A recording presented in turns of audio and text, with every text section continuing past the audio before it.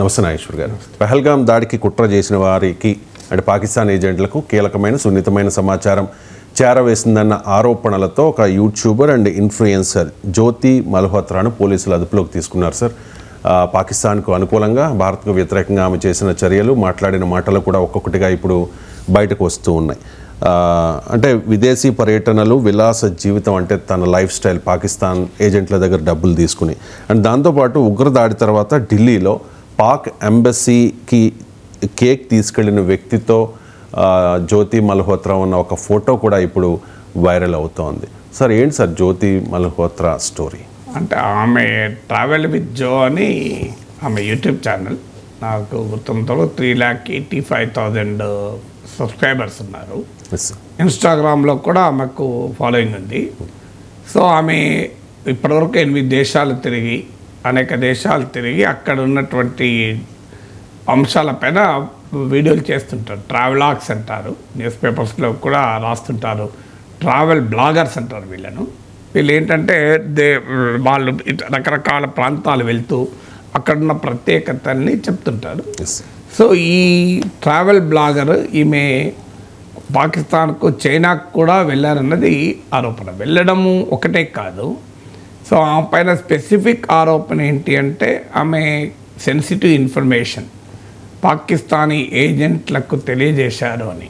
మరి sensitive information ఆమెకి ఏమైనా మిలిటరీ డిఫెన్స్ సీక్రెట్స్ తెలిసే అవకాశం ఉందా? సో అది కూడా పోలీసు వాళ్ళు చెప్పేది మిలిటరీ డిఫెన్స్ సీక్రెట్స్ ఆమె ఏమీ షేర్ చేయలేదు. కానీ ఆమె పాకిస్తానీ వారితో లింక్ అయి ఉన్నారు అన్నది ఆరోపణ. ఈవెన్ పహల్గామ్ దాడికి ముందు కాశ్మీర్ కూడా వెళ్ళారు, పహల్గామ్ కూడా వెళ్ళారు అని. సో ఈ డాట్స్ అన్నిటినీ ఇన్వెస్టిగేటింగ్ అథారిటీస్ కనెక్ట్ చేస్తున్నారు. ఇప్పటి వరకు ఎస్టాబ్లిష్ అయిందైతే ఆమె పాకిస్తానీ స్పాన్సర్షిప్ పైన పాకిస్తాన్కు వెళ్ళారు అని. ఎందుకంటే ఆమె ప్రతిసారి వెళ్ళినప్పుడు ఫస్ట్ క్లాస్ ఫ్లైట్లో వెళ్ళారు. అంటే మనకు విమాన ప్రయాణం చేయని వారి కొరకు అండర్స్టాండింగ్ కొరకు నార్మల్గా ఇప్పుడు మనలాంటి వాళ్ళు వెళ్ళేదాన్ని ఎకానమీ క్లాస్ అంటాం. దానికి ఒక 2 to 3 times బిజినెస్ క్లాస్ ఉంటుంది. సో దీనికన్నా కూడా కాస్ట్లీ నాకు తెలిసినంత ఫస్ట్ క్లాస్. మరి ఒక యూట్యూబరు, అది కూడా 3,85,000 సబ్స్క్రైబర్స్ మాత్రమే ఉన్నారు. నాకు 10,55,000 ఉన్నారు. నేను ఇంతవరకు బిజినెస్ క్లాస్లోనే వెళ్ళలేదు అమెరికాకు. సో కానీ మరి ఆమె ఎలా ఎఫర్ట్ చేయగలిగారు? ఫస్ట్ క్లాస్లో వెళ్ళడమే కాదు, పాకిస్తాన్లో చాలా టాప్ హోటల్స్లో, 5 star హోటల్స్లో ఉన్నారు, హై అండ్ రెస్టారెంట్స్కి వెళ్ళారు అని. So very lavish life style అని. వీళ్ళకి ఏంటంటే ఈ ట్రావెల్ బ్లాగర్స్కి ఏంటంటే ఆ లావిష్ లైఫ్ స్టైల్ కూడా కంటెంట్ అవుతుంది. Captaincy is about making right decision whether on the field or off the field. इसलिए मैं कंट्री डिलाइट पर भरोसा करता हूँ. They deliver 100% pure buffalo milk to my doorstep by 7 AM. Don't just enjoy our matches. Enjoy village fresh buffalo milk too. Download the Country Delight app. So ఆ lavish life style, ఇప్పుడు ఉదాహరణకు నువ్వేదో Udupi tiffin సెంటర్కి వెళ్ళి travel video పెడితే వాడు చూడడు కదా. మీరు ట్రావెల్ వీడియోలు పెట్టాలి అంటే చాలా అంటే సామాన్య ప్రజలు వెళ్ళలేని ప్లేసెస్ కూడా వెళ్ళి దాని వీడియోలో బంధిస్తే, అఫ్కోర్స్ స్ట్రీట్ ఫుడ్ తింటూ కూడా పెడుతుంటారు. కానీ వెళ్ళలేని ప్లేస్, ఇప్పుడు ఫలక్నామా ప్యాలెస్ నా లైఫ్లో నేను ఎప్పుడు వెళ్ళలేదు. వెళ్ళడం కూడా అంత సులభం కాదు, ఎందుకంటే అంత కాస్ట్లీ భరించలేము మనం. కెపాసిటీ ఉన్నా కూడా ఎందుకంత డబ్బులు అనుకుంటాం. కానీ నేను నార్మల్ హోటల్కి వెళ్ళి వీడియో పెడితే ఎవరు చూస్తారు? నాలాగా కోట్ల మంది ఫలక్నామా ప్యాలెస్కు ఎన్నడూ వెళ్ళుండరు. సో చౌమహల్లా ప్యాలెస్కి వెళ్ళుండరు. సో వెళ్ళి అక్కడ స్టార్ హోటల్ అంటే ప్యాలెస్ను హోటల్గా మార్చారు. ఆ చౌమహల్లా ప్యాలెస్, ఫలక్నామా ప్యాలెస్లో లేదా ఇలాంటి ప్యాలెస్లలో వెళ్ళి, లేదా టాప్ రెస్టారెంట్ ఒక 7 star 5 star రెస్టారెంట్లకు వెళ్ళి నేను వీడియో పెట్టాను అనుకోండి, చూసే వాళ్ళకు కూడా ఆసక్తి ఉంటుంది. అందువల్ల ఈ ట్రావెల్ బ్లాగర్స్ ఏం చేస్తారంటే అలాంటి టాప్ హోటల్స్లో, హై అండ్ రెస్టారెంట్స్, అంటే వాళ్ళ జీవన శైలి, వాళ్ళ కోరికలను తీర్చుకోవడానికి వెళ్ళడమే కాదు, కంటెంట్ను బిల్డ్ చేస్తానికి కూడా వెళ్తుంటారు. మరి ఇవి ఎక్కడికి వెళ్ళి వస్తాయి డబ్బులు? వాళ్ళకి యూట్యూబ్ ద్వారా వచ్చే డబ్బులతో కంటెంట్ క్రియేట్ చేస్తే తప్పలేదు, అడ్వర్టైజ్మెంట్లతో వచ్చిన డబ్బులతో. కానీ వీటిని స్పాన్సర్షిప్స్ తీసుకొని వెళ్తూ ఉంటారు. అది కూడా కార్పొరేట్ స్పాన్సర్షిప్. ఏదో Taj group of hotel sponsor చేసింది, నువ్వు తాజ్ గ్రూప్ హోటల్లో ఉండి కంటెంట్ చేసావంటే అదొక question, still that is an ethical question. కానీ ఈమె ఏం చేసిందంటే పాకిస్తానీ వారు ఇచ్చినటువంటి స్పాన్సర్షిప్ అయిన పాకిస్తాన్ ఇంటెలిజెన్స్ ఏజెంట్లతో కలవడము, ఇక్కడ ఢిల్లీలో ఉన్న పాకిస్తాన్ ఎంబసీ అఫీషియల్స్తో కాంటాక్ట్ పెట్టుకోవడము, పాకిస్తాన్ ఇంటెలిజెన్స్ అఫీషియల్ల ఫోన్ నెంబర్లను సూడోనిమ్స్ అంటే దొంగ పేర్లతో స్టోర్ చేసుకోవడము, ఈ పనంతా చేసింది.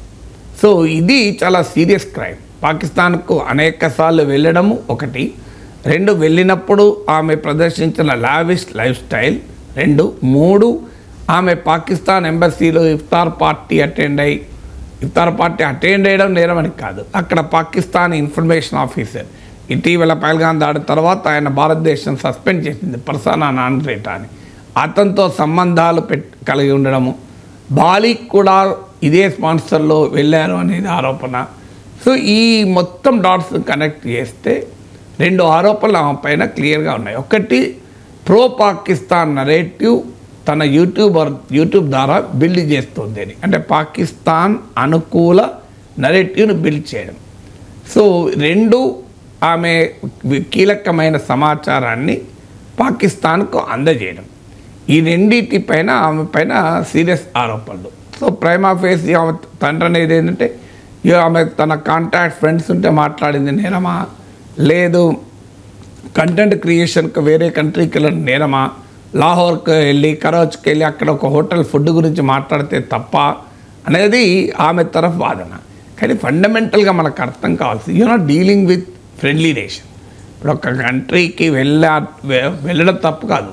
ఇప్పుడు అమెరికాకి వెళ్ళి కంటెంట్ పెట్టి ఎవరు అభ్యంతరం చెప్తారు, యూరోప్కి వెళ్ళి కంటెంట్ పెట్టి ఎవరు అభ్యంతరం చెప్తారు, నేపాల్కి వెళ్ళి కంటెంట్ పెట్టి ఎవరు అభ్యంతరం చెప్తారు. బట్ నువ్వు వెళ్ళింది పాకిస్తాన్కు అన్నిసార్లు వెళ్ళడమే కాదు, పాకిస్తాన్ ఎంబసీ అఫీషియల్స్తో లింక్ అయి వెళ్ళడము, పాకిస్తాన్లో ఉన్నటువంటి అక్కడ కూడా ఈ సెక్యూరిటీ అండ్ ఇంటెలిజెన్స్ అఫీషియల్స్ ఆమె ఏర్పాట్లను చూడడము, ఇది very clear case of something is wrong seriously. So అది నేను కంటెంట్ క్రియేషన్ కొరకే చేశాను అని ఆమె డిఫెండ్ చేసుకోవచ్చు. బట్ ఒక శత్రు దేశ ఇంటెలిజెన్స్ అఫీషియల్స్తో కాంటాక్ట్లో ఉండడమే నేరం కదా. సో అది అందువల్ల is a very serious crime. So ఇప్పుడు ఆమె కాదు ఇతర యూట్యూబర్లను కూడా పాక్ కాంటాక్ట్లకు ఆమె పరిచయం చేసింది అని కూడా ఇప్పుడు ఆమె పైన వస్తున్న ఆరోపణ. ఇప్పుడు పూరికి చెందిన ఇంకో యూట్యూబర్ ప్రియాంక ఆమె పూరి వెళ్ళినప్పుడు కలిశారని ఆమె చెప్పేది, ప్రియాంక నాకు సంబంధం లేదు, ఆమె ఎవరో కూడా తెలియదు, నాకు కేవలం యూట్యూబ్ ద్వారా పరిచయమే, కానీ ఆమె ఇలాంటి శత్రు దేశాలతో సంబంధాలు కలిగి ఉన్నాయని సీరియస్ నేరాలన్నది తెలియదని ఆమె అంటుంది. సో ఈ జ్యోతి మల్హోత్రా ఈవెన్ చైనా కూడా వెళ్ళారు, చైనాలో కూడా లగ్జరీ కార్లలో తిరిగారు, లగ్జరీ హోటళ్ళలో తిరిగారు. మరి ఈ పాకిస్తాన్కి ఏంటి ఇంట్రెస్ట్? ప్రపంచంలో కార్పొరేట్లు కూడా ఇప్పుడు ఇలా కంటెంట్ స్పాన్సర్ చేస్తుంటారు, తమకు అనుకూలమైన ఇన్స్టిట్యూషనల్ అడ్వర్టైజింగ్ అంటారు, దానికి పబ్లిక్ రిలేషన్స్లో భాగంగా చేస్తూ ఉంటారు.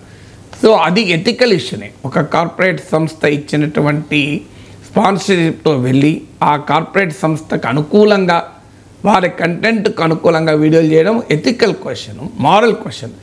ఇక్కడ ఒక శత్రుదేశం సహకారంతో వెళ్ళి శత్రుదేశానికి అనుకూలంగా కంటెంట్ చేయడం, శత్రుదేశ ఇంటెలిజెన్స్ అఫీషియల్స్తో సంబంధాలు పెట్టుకోవడం, ఇది వెరీ సీరియస్ క్రైమ్.